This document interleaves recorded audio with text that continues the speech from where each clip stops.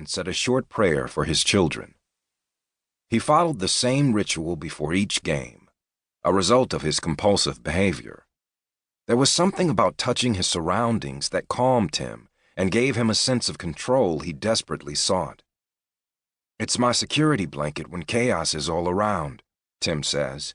"I find shelter in my routine." It didn't take long for Tim to come under heavy fire. Just 43 seconds after kickoff, Belgium's Divock Origi bolted past the American defense, reaching the box with a surprising burst of speed. Tim moved to his left, squaring off against the young forward as Origi fired a cannon of a shot at the goal.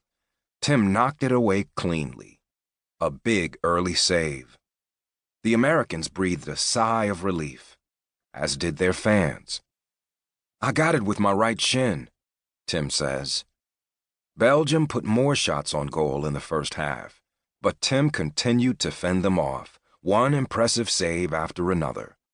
Yet the Americans failed to put any goals on the board either, and the first half ended in a scoreless tie.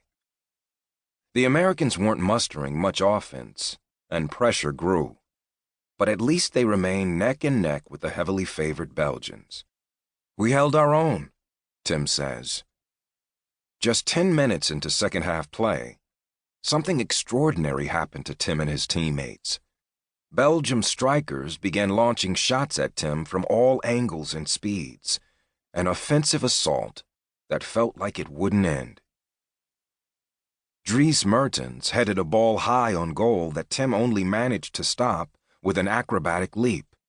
Origi took another thunderous shot that Tim barely nicked away. Kevin Morales seemed to have an easy goal when he streaked into the box untouched, firing a shot with his powerful left foot only to be thwarted by Tim's last-minute kick save. "I barely got my left foot on it," Tim says. "Every time I looked up, there was a shot." A buzz grew in the stands, among viewers watching at home, and on social media about the remarkable show Tim was putting on. They knew they were seeing something truly special. When regulation ended, the match still was scoreless. Somehow, Tim was single-handedly keeping the Americans in the game. In extra time, Tim made 5 improbable saves, bailing the Americans out over and over again. Then, Belgian star striker Romelu Lukaku entered the game, like a man on a mission. Lukaku stole the ball from an American defender and burst down the right wing, spotting Belgian midfielder Kevin De Bruyne running toward the middle of the penalty area. Tim slid to stop the shot, but De Bruyne spotted a crack between Tim and a defender, and his shot found the net. A few minutes later, a wide-open Lukaku fired a ball past Tim. Suddenly, the U.S. was down 2 goals. The Americans mounted a furious comeback, and teenage sub Julian Green scored on a gorgeous volley to bring the Americans within a goal of tying the game. But it wasn't enough. The U.S. team failed to score another goal and, in heartbreaking fashion, lost 2-1. After the match, American fans were disappointed. But a funny thing happened. In spite of the loss, all anyone could talk about was how hard the team had competed and how remarkable Tim had played. His 16 saves were the most in any World Cup in 50 years.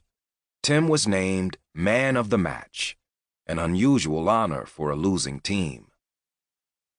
All over the internet, people were in awe of Tim's performance. Some fans turned to humor to express their amazement. A popular tweet that day read, "If Obama appointed Tim Howard to Secretary of Defense tomorrow, I'd be cool with that." Another one declared, "Tim Howard could have saved my parents' marriage." In the locker room, Tim felt mixed emotions.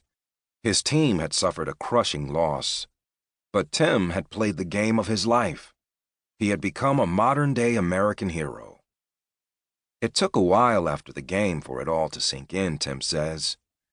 "I was emotionally and physically exhausted," he recalls. Trying to come to